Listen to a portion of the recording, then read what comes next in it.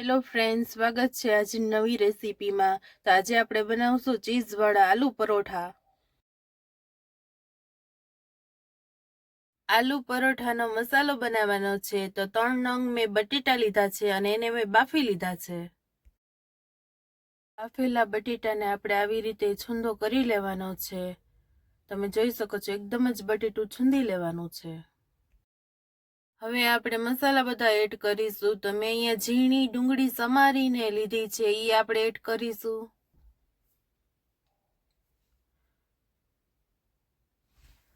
આદુ, મરચા અને લસણ તળીની પેસ્ટ કરી લીધી છે, એ એડ કરી લેશું।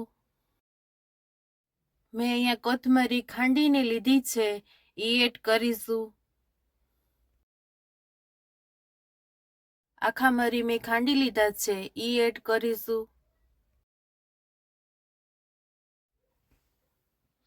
ધાણા જીરું પાવડર લીધો છે 1 ચમચી, એ એડ કરીશું। અડધી ચમચી મેં હિંગ લીધી છે, એ એડ કરીશું।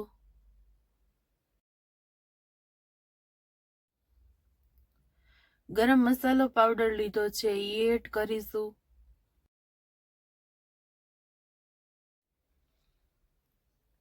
આમચૂર પાવડર લીધો છે, એ એડ કરીશું। મેં અહીંયા લીંબુની જગ્યાએ આમચૂર પાવડર લીધો છે ખટાશ માટે। અને લાલ મરચું પાવડર લીધો છે તીખાસ પ્રમાણે, તમે તમારી તીખાસ પ્રમાણે નાખી શકો છો વધારે। અને ખાંડનો પાવડર કરી લીધો છે, એ એડ કરીશું। સ્વાદ પ્રમાણે મીઠું એડ કર્યું છે। કસૂરી મેથી લીધી છે અને હાથથી આપણે સરખી આવી રીતે મસળી લેવાની છે। અને તમે કસૂરી મેથી નાખશો તો બહુ જ સરસ ટેસ્ટમાં લાગશે તમને। તો આપણે કસૂરી મેથી એડ કરીશું। બધો મસાલો આપણે સરખો મિક્સ કરી લેવાનો છે અને તમે આવી રીતે બધો મસાલો નાખીને આલુ પરોઠા બનાવશો તો બહુ જ ટેસ્ટમાં સરસ લાગશે। આલુ પરોઠાનો મસાલો સરસ તૈયાર થઈ ગયો છે। અને હવે આપણે આ ઘઉંનો લોટ લીધો છે, આપણે રેગ્યુલર રોટલી વણતા હોય એવો ઝીણો લેવાનો છે। અને આપણે હવે એમાં સ્વાદ પ્રમાણે મીઠું નાખીશું।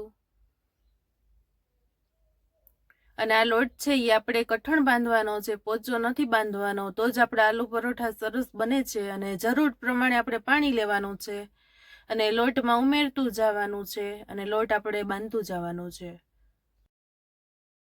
થોડું થોડું પાણી આપણે એડ કરતું જવાનું છે અને લોટ આપણે કઠણ એવો સરસ બાંધી લેવાનો છે।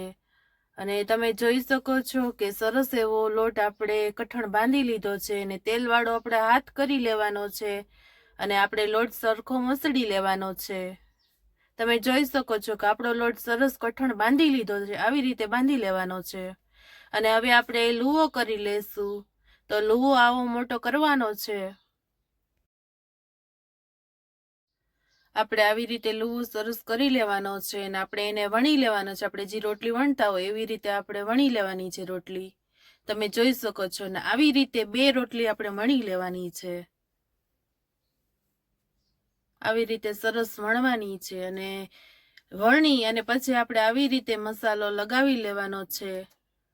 તમે જોઈ શકો છો કે સરસ આપણે મસાલો લગાવી લેવાનો છે આપણી રોટલી ઉપર।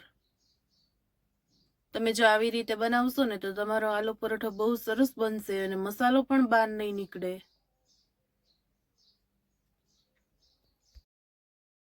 હવે આપણે ચીઝ નાખીશું। ચીઝ વાળા આલુ પરોઠા ટેસ્ટમાં બહુ સરસ લાગે છે અને બધાને જ ભાવે છે।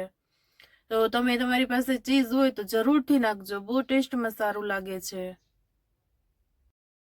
બીજી રોટલી આપણે વણીને તૈયાર કરી લીધી છે અને રોટલીની કોર્નરમાં આપણે પાણી લગાવી લીધું છે અને ત્યાર પછી આવી રીતે પ્રેસ કરી અને કોર છે એ આપણે દબાવી લેવાની છે। તમે જોઈ શકો છો કે આવી રીતે આપણે રોટલી દબાવી લેવાની છે એટલે અંદરનો મસાલો જે છે એ બહાર નહીં આવે।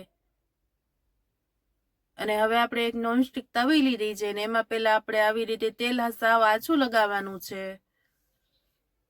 અને ત્યાર પછી આપણે આલુ પરોઠો મૂકી દેશું।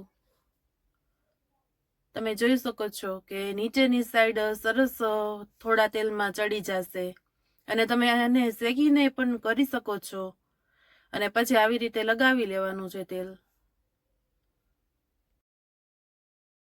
આપણે ઉપરની સાઈડ આવી રીતે પેલા તેલ લગાવી લેવાનું છે અને ત્યાર પછી આપણે પલટાવવાનો છે, એટલે નીચેની સાઈડ સરસ આપણો આલુ પરોઠો ચડી જશે. આપણે આવી રીતે હળવા હાથે આપણે આલુ પરોઠું છે એ પલટાવી લેવાનું છે.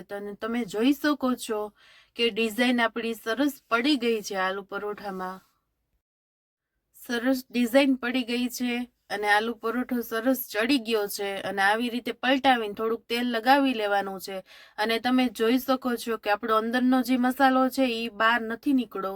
એટલે તમે જો આવી રીતે બનાવશો તો સરસ રીતથી બનશે ને મસાલો પણ બહાર નહીં નીકળે. આલુ પરોઠા આવી રીતે તમે બનાવશો ને તો સરસ ટેસ્ટી બનશે અને આલુ પરોઠાની બહાર મસાલો પણ નહીં નીકળે.